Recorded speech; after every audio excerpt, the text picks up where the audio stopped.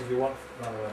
One of the comments was, one learner thought that when we were talking to Andre in the lesson live, he thought that it was too early in the lesson, it was too early.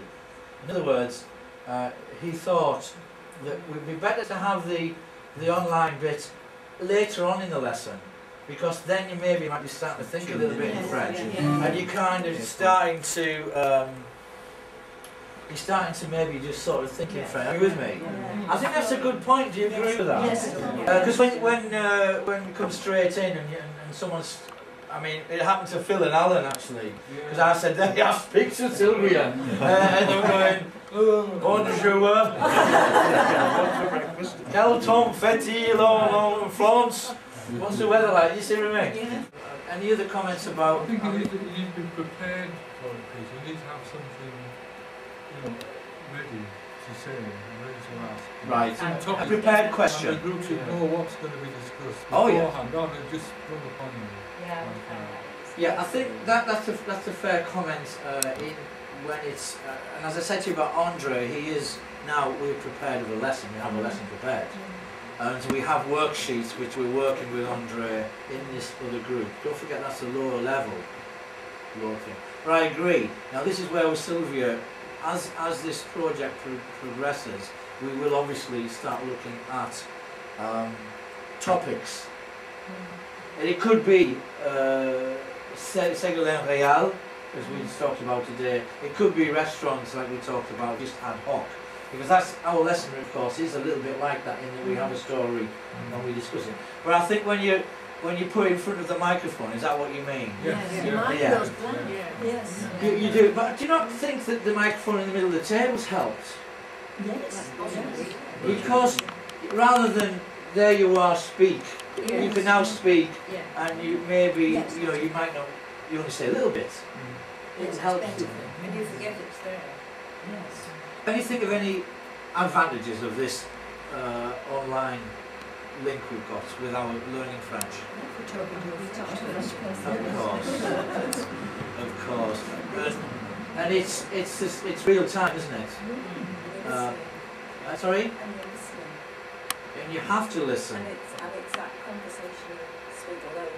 Yes. Speaks a little slower than maybe a normal French person, you know what I mean? But she was pretty much normal today. But it doesn't give your confidence a boost when you pick up and listen it, and you haven't got the text to look at, you're just listening. You're not following a script. No. And that's real life, isn't it? It's much clearer than the news broadcasts, for instance. Yes. Say that again, I'm sorry. It's much clearer and easier to understand than the news broadcasts. Well, what's the main advantage? Difficulty with news broadcasts. But the main advantage of listening to a broadcast, a newscast, and Sylvia is what? Well, with Sylvia, you can stop and ask her. Absolutely, absolutely. And this, you see, for me, is the advantage. You can ask the newsreader, can't you? And the nodding dog then disappears, and you hopefully got this chance to. And this was very useful, don't you think? This kind of. I mean, that's new vocabulary for me. Of course it is. And obviously I can see the link now, and that's something that when you're reading you might pick up. I think the newscasters speak very fast because they have to get the news over within a certain time.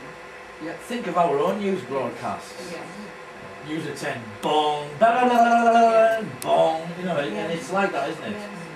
We were speaking to an English Scots chap actually, who married a French girl in the south of France, and he lived and had a family there, and he lived in France for about 3 or 4 years, and he still couldn't understand the French news broadcast. Right. He still couldn't understand it, and he lived there for 4 years. Right. So it's not surprising we have to. Well, absolutely. It is very difficult to understand that speed of French. And of course, the big advantage is that with Sylvia and Andre, is we can slow them down. Any other thoughts before we let Phil go? Because I must thank Phil for his time. Thank you very much, Phil. In fact, maybe Phil might want to stay for us when we have a bite to eat now, aren't we? Are you going to get off or are you going to stay for a little while? Have a cup of coffee now. I'll have a cup of coffee. Yeah, all that. So, thanks all, by the way. But that was a great session. Excellent. Yeah, very good. I'll be honest, I think it was too long. That's my opinion. I think we need to look at the time because it's tiring. Sylvia, not particularly because she was feeding chocolate.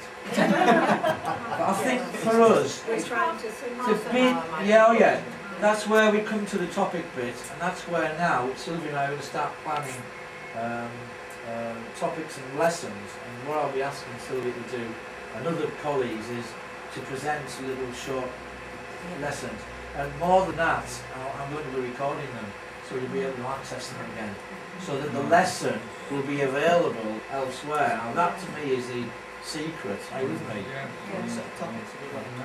Well, this is where you need to, if you want to discuss topics. Having a French person talk about some grammar issues as well as sort of topical issues in France. Yes, well that's what Andre's doing, you know. Andre is teaching my class French grammar in French, and that is very interesting.